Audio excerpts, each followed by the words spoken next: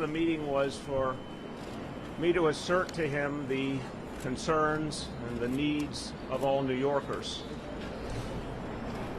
My job as mayor is to be their voice and to give him perspective on what New Yorkers are feeling right now, what their concerns are, what their fears are. I thought it was very important, particularly as the president-elect begins his transition, for him to hear the voices of the people and to get some perspective from outside the transition bubble, to understand what's being said in the streets and subways of our city and why people are so deeply concerned. I raised a number of substantive issues. I want to give you a sense of what they were. I will say at the outset, I'm not going to characterize his positions or responses, but I will give you a sense of what we talked about. First of all, we talked about regulation of Wall Street. I raised my concerns about any repeal of the Dodd-Frank bill and what it would do in terms of furthering the economic security of New Yorkers and of millions and millions of Americans, and the deep concern that we would go backwards and that our economy would be in peril again and we would run the risk of another crash. I talked to him about the proposal for tax cuts for the wealthy and for corporations. I raised my concern that this would make impossible many of the changes that we need in our country, particularly the investments we so desperately need in infrastructure here in New York City and in cities and counties all over the country. I talked to him about concerns about proposed deportations. I gave him the perspective of the NYPD that any initiative that would create a rift between our police all over the country and the communities they serve, that would make it impossible for police and community to communicate, that would sow distrust between law enforcement and neighborhoods, would be counterproductive. Beyond that proposal countered and flew in the face of all that was great about New York City, the ultimate city of immigrants, a place that has succeeded because it was open for everyone, a place built of generation after generation of immigrants. And I reiterated to him that this city and so many cities around the country will do all we can to protect our residents and to make sure that families are not torn apart. Talk to him about police-community relations in general, and specifically the question of stop and frisk. I tried to provide perspective on how stop and frisk had created a wedge between police and community when it was used in an unconstitutional manner and it was overused, and how since we changed that policy, the city had gotten safer.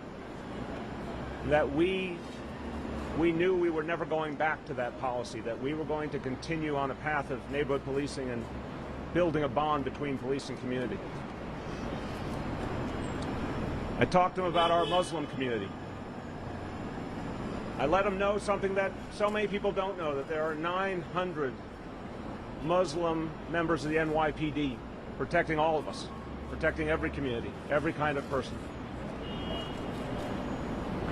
And I told him that we were very concerned that we had to show all New Yorkers, including Muslim New Yorkers, that they were welcome, and that exclusionary policies would undermine our ability to create unity.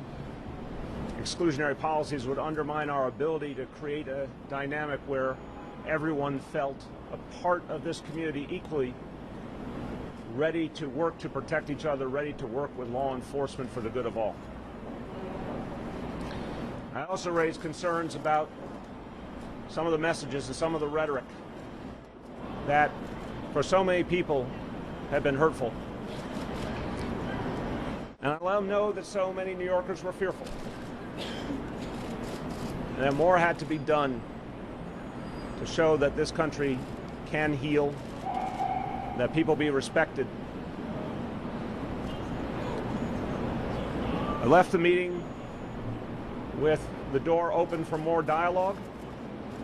It's well known we have very, very substantial differences in beliefs and ideology. But at the end of the meeting, we agreed that this was a conversation that would continue. I reiterated to the president-elect that I would be open-minded as we continue substantive discussions, but I would also be vigilant. And I would be swift to react anytime an action is taken that will undermine the people of New York City. I also know that New Yorkers will stand together. We're going to stand up for the needs of working people. We're going to stand up for our immigrant brothers and sisters. We're going to stand up for anyone who, because of any policy, is excluded or affronted. Be they members of the Muslim community or the Jewish community, members of the LGBT community, women, anyone who feels policies are being undertaken that undermine them. With that, I'm happy to take your questions.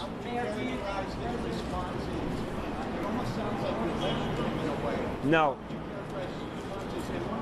Yeah. Let me say on the first point, I'll come back to you on the second point. No, this was a respectful meeting and a substantive meeting and a very candid meeting. I don't think lecturing's at all the right word to use. I told him what I believed, and I told him what I was hearing from my fellow New Yorkers. And just let me finish, because I'll go back there for the second part. And there was a give and take. But my job is to make crystal clear what's happening out there in this city. And I said on Wednesday, even though I have very real differences with the president-elect, he is a New Yorker. I do think he loves this city. But I thought it was very important for him to hear what people are feeling, and very important for him to hear what our experience has been. For example, on an issue like stop and frisk, how getting away from that policy actually made us safer. Or for him to know that we have 900 Muslim American NYPD members. Those were important facts. That's not lecturing, that's giving perspective. Second question? The security situation here is becoming a real issue for New Yorkers. Right. The retail stores in the area are very upset. Yep. Gucci, Tiffany, all of these, they're getting no foot traffic. Well, look, How long will this go on? What is the security plan by the security? Okay, I got your question. I got your question. I will not tell you that Gucci and Tiffany are my central concerns in life, but I will say the traffic situation is a very real problem, and it's magnified, of course, because we're going into the holidays. Commissioner O'Neill and I will address this issue on Friday. We'll have a press conference to talk about this in detail. Commissioner is meeting with the Secret Service shortly, and we'll be in a much better position to give you a sense of the balance that we will strike. Obviously, traffic in Midtown has to flow, and obviously the president-elect and his entire team have to be protected. I will say one thing I can say that I feel very comfortable saying is that he expressed his appreciation for the men and women of the NYPD who have been playing such a central role in the security here, and I expressed to him how proud I was of them and what a great job I thought they were doing. That was certainly an area of unity.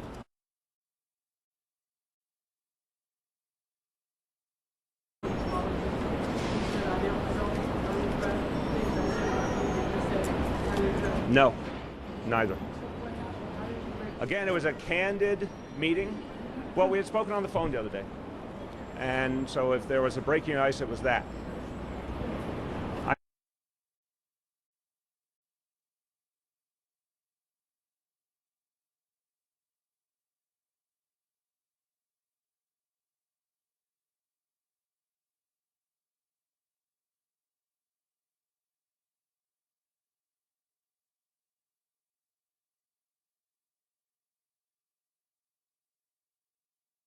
I'm not going to, Marcia, I'm not going to assume based on one meeting what the outcomes will be. It was important to have the meeting to assert the interests of the people in New York City and to give them that perspective. Where it goes from here will tell us a lot. I've certainly made clear that I'm open to a dialogue. But no, nothing about people's fundamental beliefs changed in the meeting, obviously. Remains to be seen. Look, the ball's in his court. People in this city and all over the country are looking to see what he's going to do. I thought it was important he heard the people's perspective. Mayor, would you like to see him go Go ahead, hold on. During the campaign, you thought that he was qualified to be president. After meeting with him, are you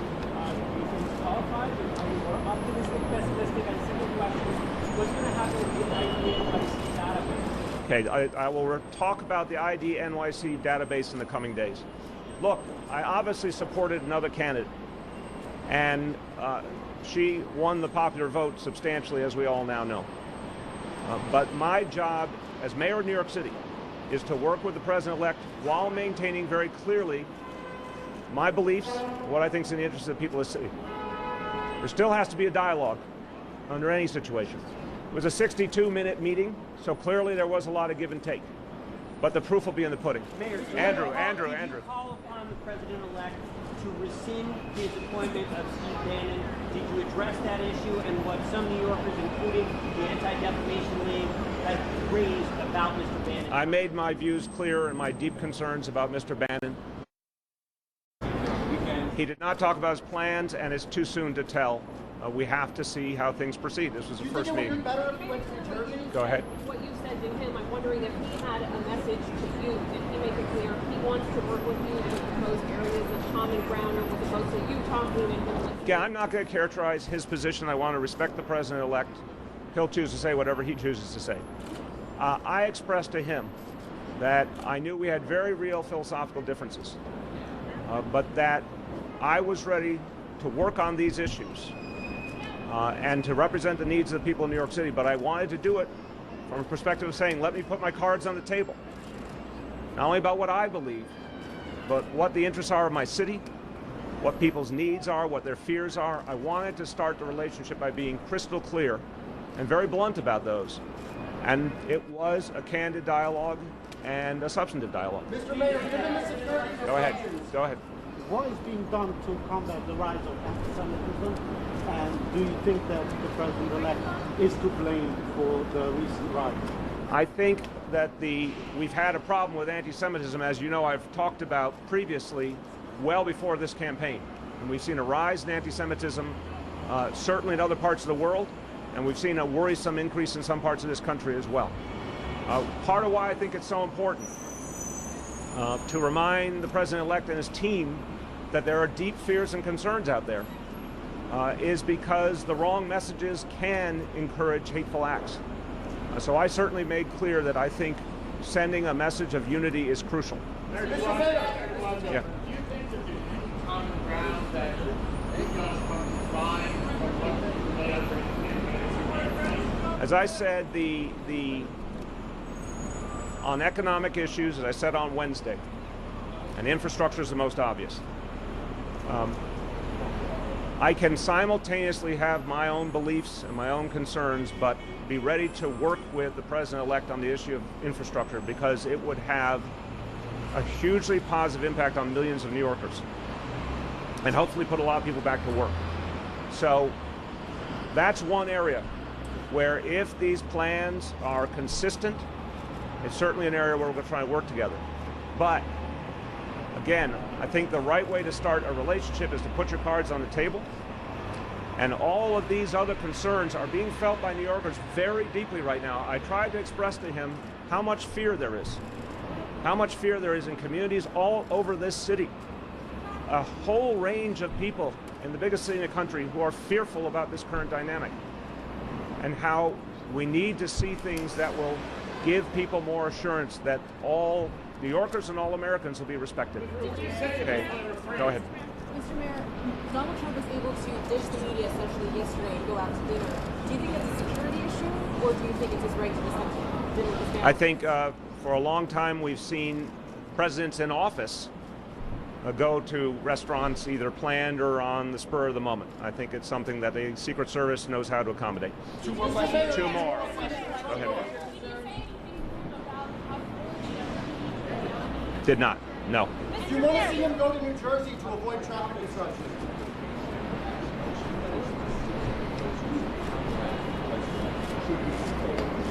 Oh, absolutely. I don't think there should be tax cuts for the wealthy. I don't think there should be tax cuts for big corporations. I think this election was in so many ways about economics.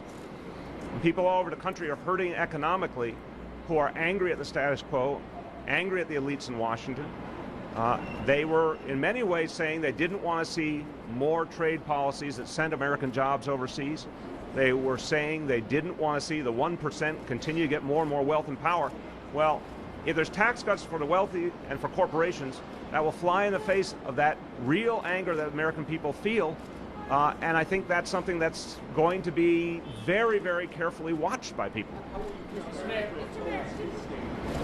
Again, if there is a proposal that says that American corporations should get tax cuts and wealthy individuals get tax cuts, I will obviously oppose that because I don't think we have tax fairness right now. I believe we need the wealthy to pay their fair share. I believe corporations have to pay the taxes they're not paying us now, and we have to stop giving tax breaks for corporations that ship jobs overseas. These issues, out to the core of your question, I want to emphasize how closely watched this is going to be, not only by me and by New Yorkers, but so many of the people who voted for the president-elect who are expecting economic change. Thanks, everyone.